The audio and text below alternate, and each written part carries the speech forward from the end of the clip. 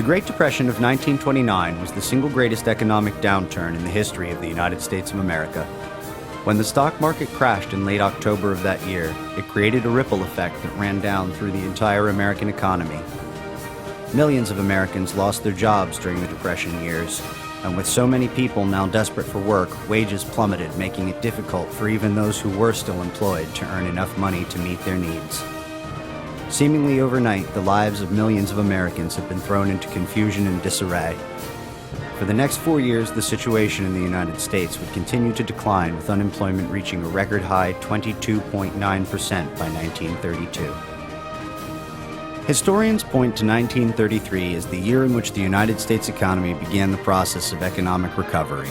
And although Americans could now see light at the end of the tunnel, the nation which emerged from the Depression still faced a period of tremendous fear and uncertainty. The city of Chicago responded to those fears by hosting a World's Fair, an international exposition which would serve to remind the nation and humanity itself just how far it had come in the last 100 years. More importantly, the Century of Progress Exposition would fix the country's eyes on a better, brighter, and more fantastic future. The Century of Progress International Exposition opened its gates to the public on May 27, 1933, and ran for 2 seasons, admitting its final patron on the 31st of October, 1934. Over the course of those 2 years, more than 38 million people visited the fair, taking home with them the Expo's message of hope and optimism. The theme of the fair was Science Finds, Industry Applies, Man Conforms, a theme which not only emphasized the resiliency of mankind, but also pointed to the catalysts that the Expo's organizers believed would be responsible for leading America into the future: science and industry. American faith in scientific progress had been shaken in the wake of the First World War. For many, science was to blame for the massive casualties that resulted from modern mechanized warfare, particularly from the use of newly developed chemical weapons. Depression-era America was also skeptical of industry and its leaders, with many at the time placing blame for the market crash and the ensuing depression squarely upon the shoulders of these businesses and corporations. Consequently, Americans were reluctant to trust and depend upon these institutions. It was, in no insignificant way, the Century of Progress Fair that helped to redeem these institutions in the eyes of the American people, helping to successfully rebrand science, technology, and industry, not as the causes of, but as the keys to escaping from, the hardships of the Depression.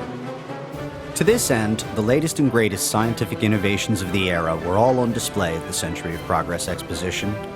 Rather than focusing on scholarly lectures or discussing haughty treatises, the scientific displays at the Century of Progress Fair were meant to demonstrate to those who witnessed them the myriad of ways in which scientific experimentation and discovery would benefit men and women in their everyday lives and activities.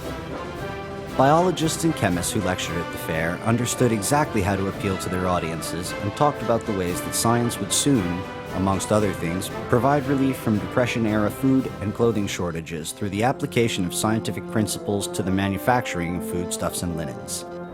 In keeping with the theme of the fair, the Expo's Hall of Science was the central building on the grounds, as well as the tallest building on the site. The Hall of Science contained exhibits dedicated to the history of medicine, exhibits designed to convey just how far humanity had come in its understanding of the human body.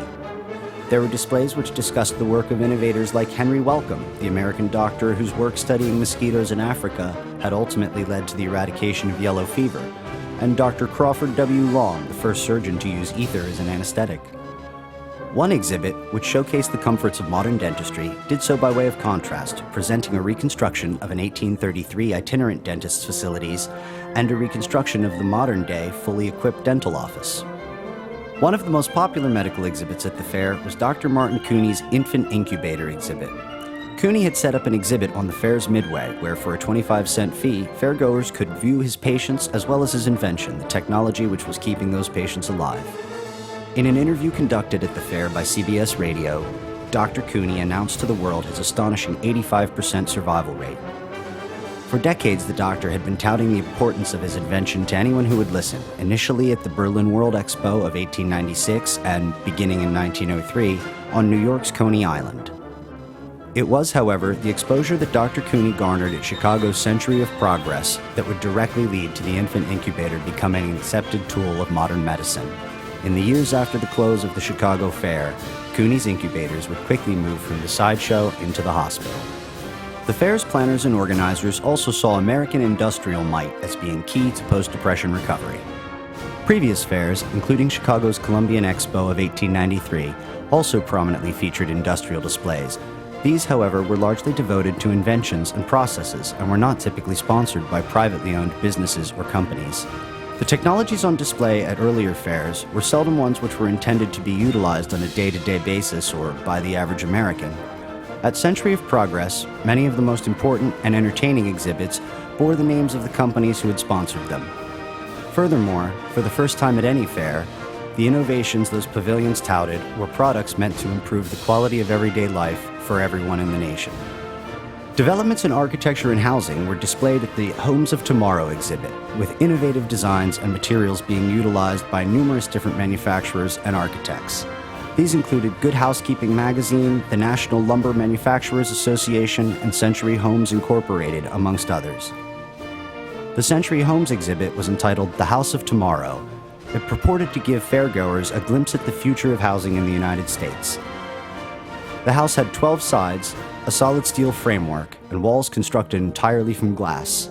It also came equipped with a luxurious new innovation called central air conditioning, as well as the first ever General Electric automatic dishwasher and an iceless refrigerator. Perhaps the feature of the House of Tomorrow which best illustrates the boundless optimism of the fair's creators and exhibitors, however, was the house's private airplane hangar. While the idea that every American would someday own his or her own airplane may seem naive or even silly to the modern mind, exhibits such as this one reinforced in the minds of the Depression-era audience the notion that better times surely laid ahead. The Gulf Oil Company sought to impart in fair patrons the important contributions that their industry had made with regard to modern travel. Their exhibit featured an airplane engine which at the time held the world's record for endurance, as well as the world's largest automobile cylinder. Another oil company, Sinclair Refining, sought to show how modern science would bridge the past, present, and future with their exhibit.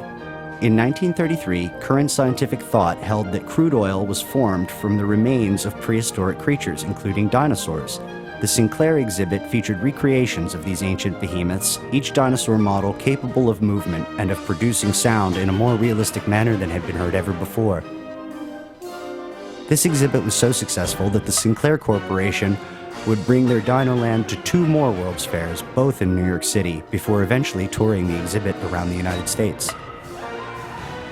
The Century of Progress Exposition played an instrumental role in shaping the direction of late Depression and post-Depression era America. The process of planning, constructing, operating, and eventually dismantling the fair had created so many employment opportunities that many Chicagoans of the period had believed that the fair had done more to improve their economic standing than any of the government's relief plans. The expo presented its patrons with a glimpse of past glories, not only for Americans but for all of humanity. It offered a vision of the future as well, a future in which human ingenuity and creativity would allow us to rise above the bleak realities of life. It inspired hope. Century of Progress, with its emphasis on science and industry, helped to set the United States on the course it would follow throughout the rest of the 20th century.